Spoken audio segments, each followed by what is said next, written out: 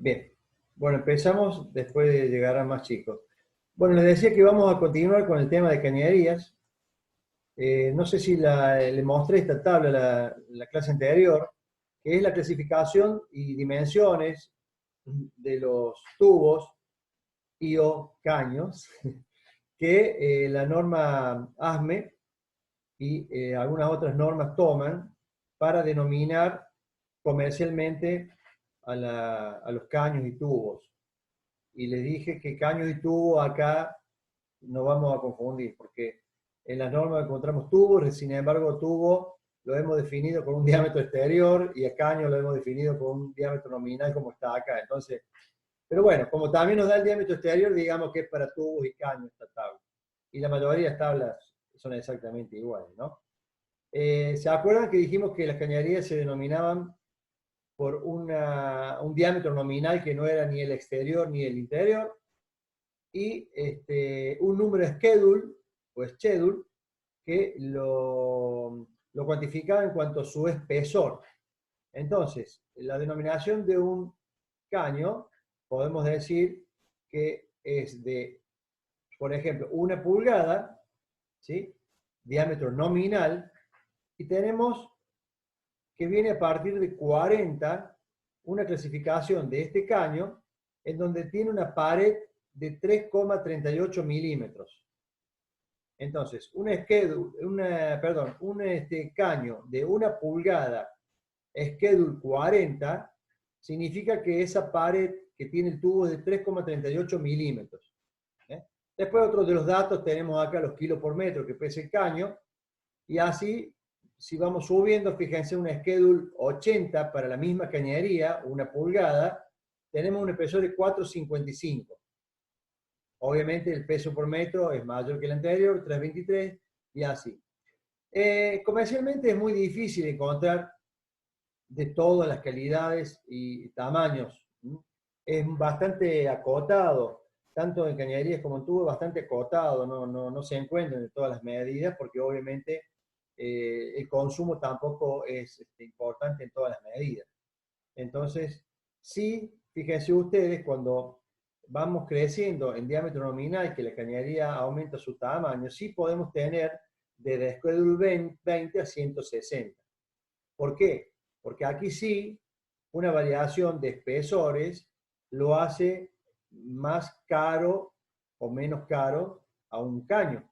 Imagínense que no es lo mismo, por ejemplo, tener un espesor de 6,35 de espesor de caño que 12,7, el doble de espesor, ¿se dan cuenta? Entonces, en estas calidades o en estos tamaños hay más cantidad de oferta, ¿eh?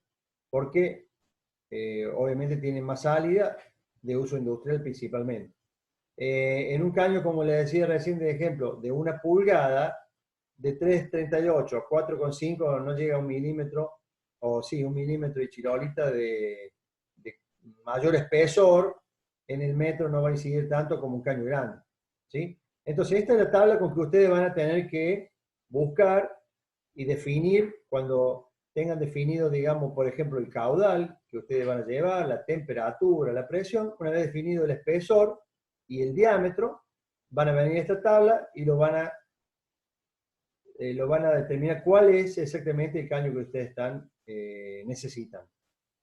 Bien, habrá otras tablas muy parecidas, los comercios y los fabricantes también, cada uno hace su tabla, pero la mayoría y las normas principalmente se manejan con este tipo de tabla, con esta tabla exactamente igual. Y el número de schedule es muy importante en la jerga de cañerías, ¿no es cierto?, y de fabricantes, muy conocido. Uno habla de schedule y está automáticamente pensando ya en un caño de cierto espesor. A medida que aumenta el número de schedule, ustedes fíjense que ha aumentado el tamaño.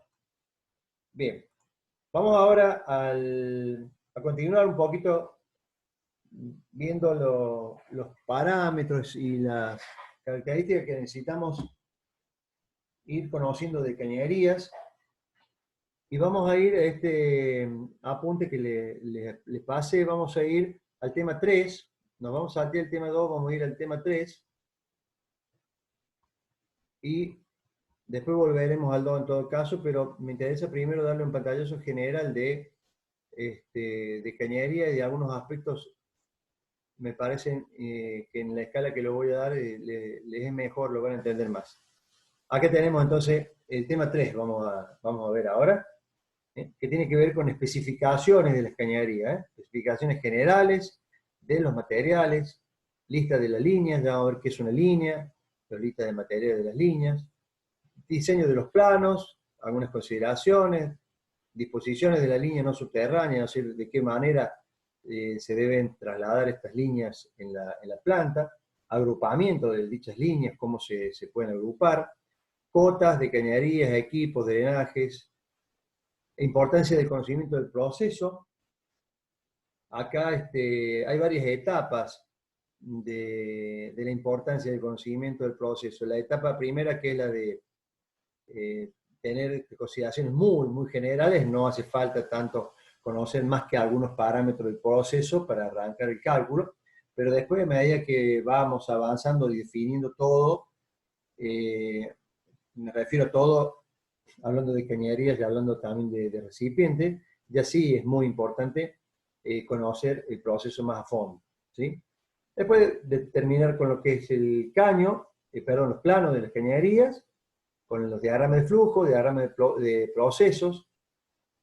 En esto le va a ser bastante útil también si logra manejar bien SolidWorks, porque una vez que uno hace todo esto, los diagramas de ingeniería, se lo puede ver en 3D, lo puede mover para un lado, para otro.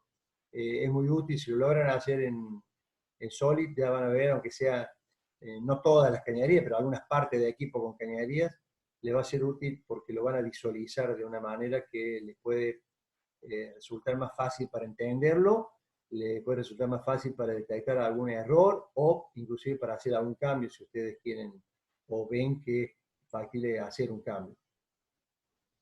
Bueno, las especificaciones, por supuesto, son documentos, ¿no? Que una vez que tenido lo que uno quiere hacer, ¿no es cierto? Estos documentos deben contener un conjunto de condiciones, de requerimientos técnicos para que uno pueda comenzar las especificaciones de la planta y principalmente de lo que van a ser las cañerías, ¿sí? Las primeras especificaciones, sí, muy generales, como decía recién, contienen datos de todos los servicios que integrarán la planta que estamos analizando, ¿sí? Y en una primera etapa donde el proyecto lo comienza a analizar la empresa y cuantificar un poco qué inversión va a llevar dicha instalación. Esa es una parte que es muy general justamente para tener valores estimativos de inversión. A partir de allí ya se empieza a afinar un poco más, pero más o menos sabemos que es una inversión X, estamos dispuestos a hacerlo, es necesario hacerlo, bueno, seguimos adelante.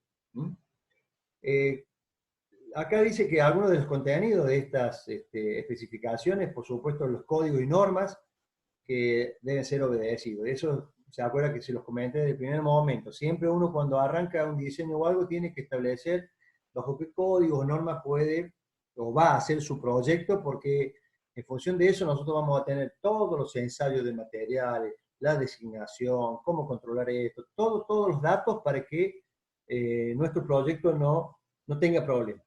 Si nosotros seguimos las normas y los códigos, no vamos a tener problemas.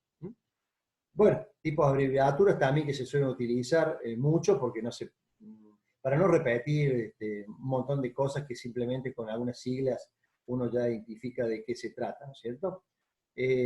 Los sistemas adoptados, dice, para identificación de líneas.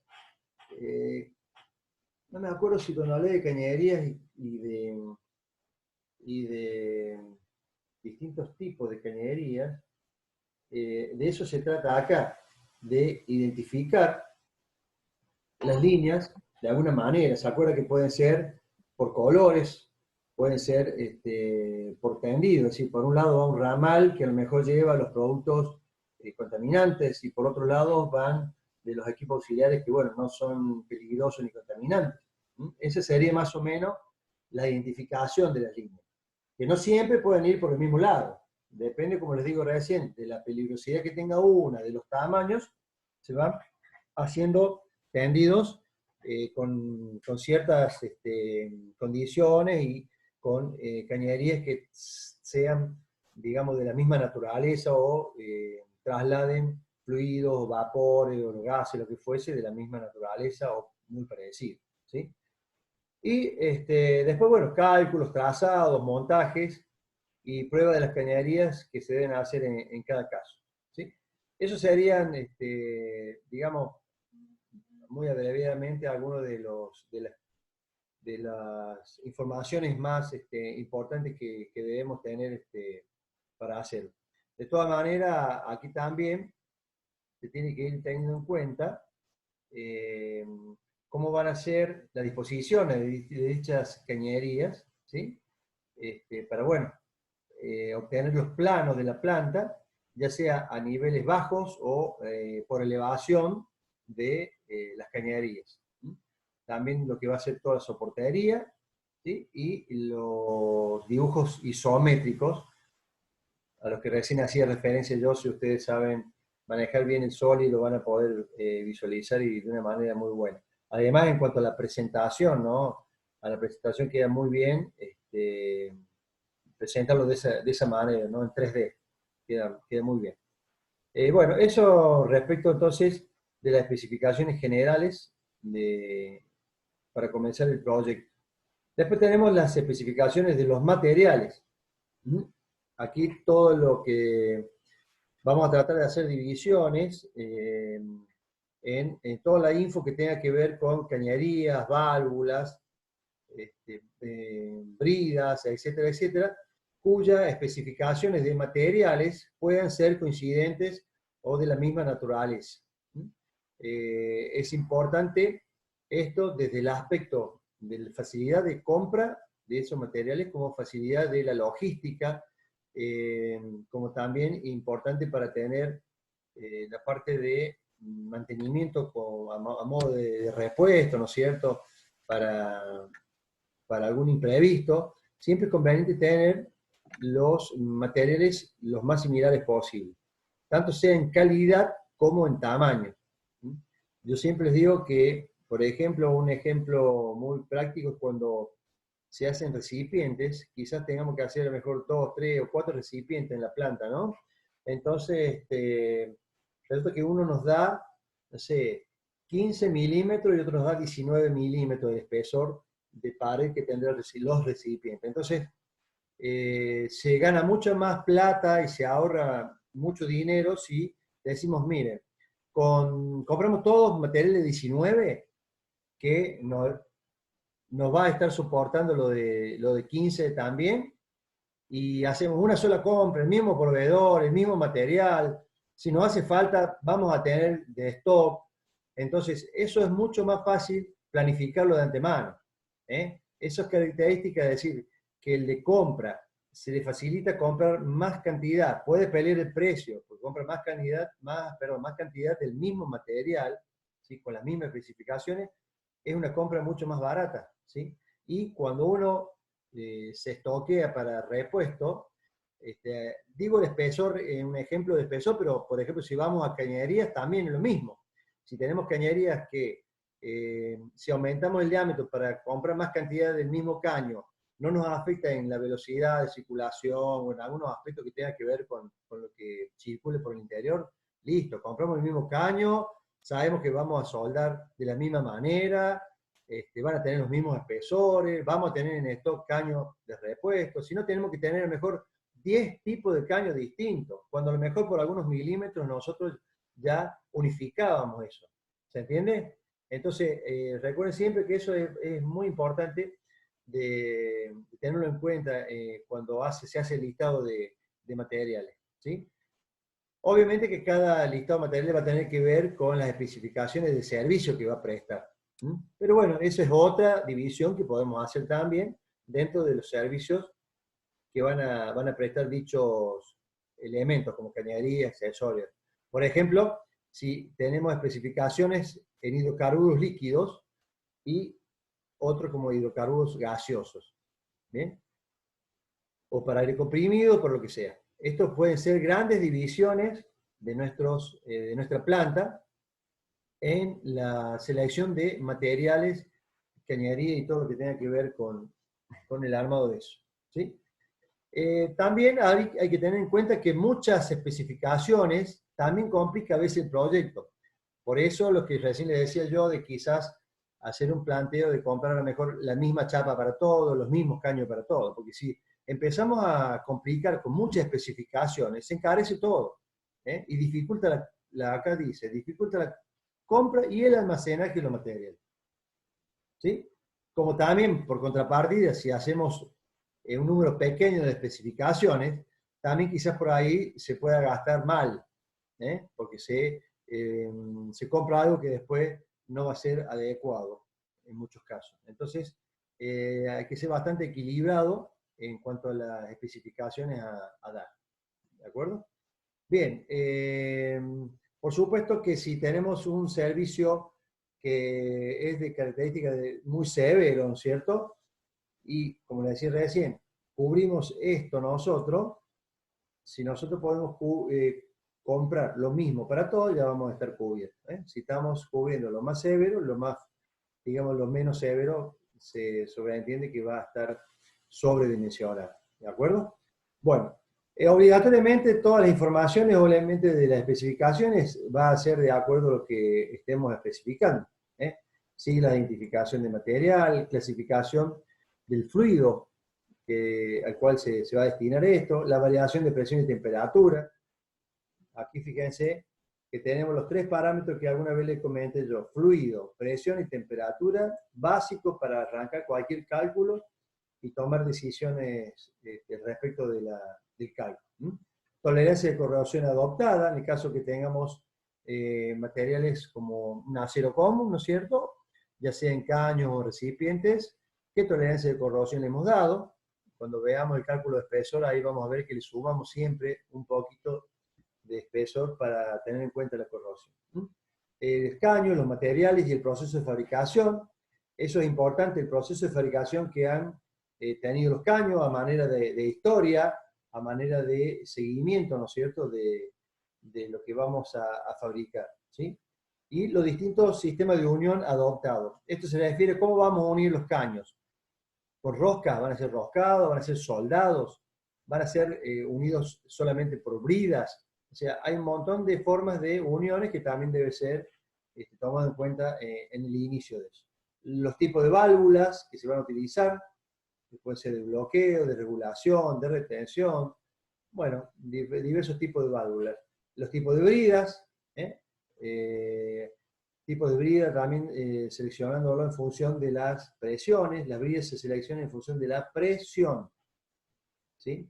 También de acuerdo a los materiales de caño. Tienen que ser de similares características, porque si ponemos bridas soldables, los materiales que tenemos que soldar siempre tienen que ser de la misma característica, para que nos haga una soldadura y tenga la resistencia para la cual estamos calculando. Accesorios para soldar, y en el caso que sean roscados, pernos, que serían los tornillos, juntas, tipo y espesor del material de la junta. Todas estas especificaciones tendrán que venir detalladas, ¿sí? Y tenerlas en cuenta en muchos de los aspectos. Por ejemplo, si lleva tratamientos térmicos o no, si hay revestimiento externo, en cañerías con temperatura se suele hacer recubrimiento externo para mejorar su rendimiento. O sea, todas estas especificaciones van acompañadas ya con cada particularidad de la cañería, ¿sí? Bien. Bueno, avanzamos un poquito.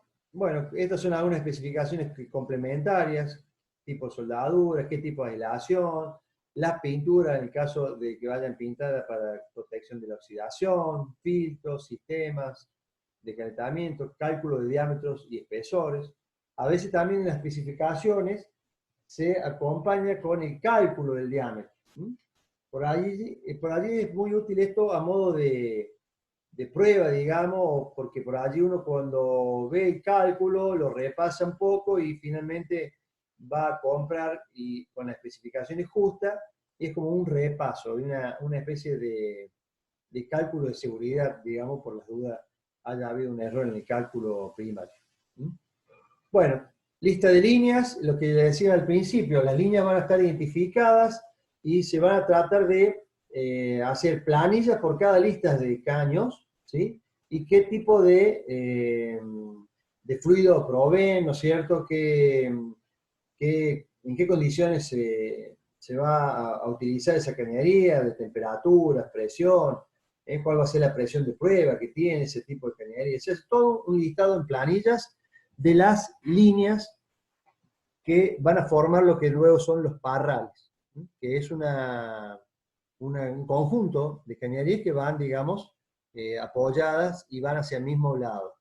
Las cañerías siempre vamos a ver, tienen una dirección, siempre, digamos, de norte a sur y de este a oeste podrían ser dos de las direcciones estas ortogonales. Siempre estas líneas no se van a cruzar a la misma altura, siempre tienen que ir a diferentes alturas.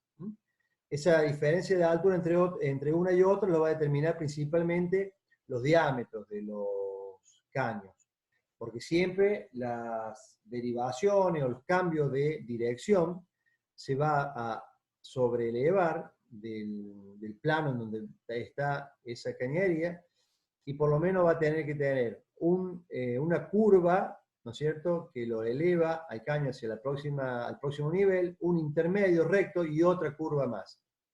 Entonces, esa distancia entre los dos niveles de cañería la van a dar los caños, porque mientras mayor sean las dimensiones del caño, las curvas van a ser más grandes, ¿sí? Y que es lo que prácticamente define la distancia entre ellos. Nada más que por eso sería la diferencia. Por otro lado, vamos a ver que ese cambio de dirección nos sirve también como flexibilidad de la cañería.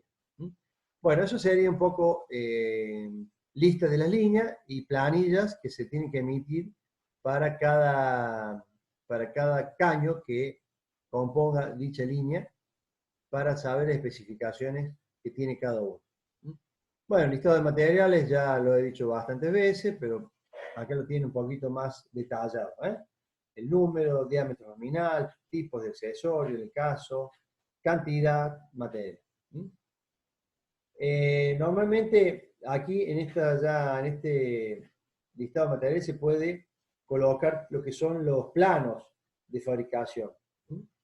Puede ir acompañado con los planos de toda la planta o de por lo menos lo que se está pidiendo en ese momento. Gráficos o planos isométricos se suele utilizar, o los de CAD. Los sistemas CAD, que serían en este caso los 3D, o las dimensiones 3D del SolidWorks que ustedes están aprendiendo. Diseño del plano de cañería, esto es muy importante. ¿Cuáles son las consideraciones? Y esto ustedes, este listadito, tienen que seguirlo al pie de la letra cuando van a hacer el diseño de los planos de las cañerías. Por ejemplo, la primera es condiciones de servicio. Entonces, las condiciones de servicios, digamos como que mandan un poco, porque, por ejemplo, uno de los valores de pérdida de carga que tiene la cañería, ¿sí?, es un valor muy importante al momento de seleccionar la potencia de las bombas, ¿no es cierto?, y de lo que haga que los fluidos circulen por esa cañería. Entonces, para tener mínimo de pérdida de carga, lo que hay que hacer, ¿no es cierto?, es determinar el mínimo recorrido, y las condiciones de servicio, entonces, deberán anotarlas, ¿no es cierto?, y hacerlas dentro de un radio relativamente pequeño. De todas formas, estas condiciones de servicio muchas veces no son mandatarias por dónde va a circular la cañería, ¿sí? Porque quizás estamos haciendo una planta, no de cero, sino ya en un galpón, digamos, que ya está construido. Entonces tenemos que un poco hacer nuestra instalación y nuestra cañería por donde nos permita dicho edificio. Entonces, por allí, estas condiciones de servicio tienen que adaptarse a el lugar o al edificio en donde tengamos que colocar. La flexibilidad de las cañerías o de las líneas, ¿sí?, que debe tener el trazado, debe ser lo suficiente para absorber las dilataciones. Fundamentalmente, ¿se acuerdan? En las cañerías que tienen temperaturas, seguramente que se van a dilatar. Entonces, el trazado debe tener una flexibilidad que debamos ver que mientras más larga es nuestra cañería, podemos hacerle lo que se denominan liras, que son desviaciones, pequeñas desviaciones, de la línea propiamente dicha donde está viniendo en esa dirección, para producir una deformación elástica de la cañería y absorber algún esfuerzo de dilatación, de esto que hablamos debido a la temperatura. La transmisión de esfuerzos y vibraciones. Bueno, justamente las cañerías que van a estar sometidas a dilataciones en los apoyos y en las bridas y en las uniones con los recipientes, son los lugares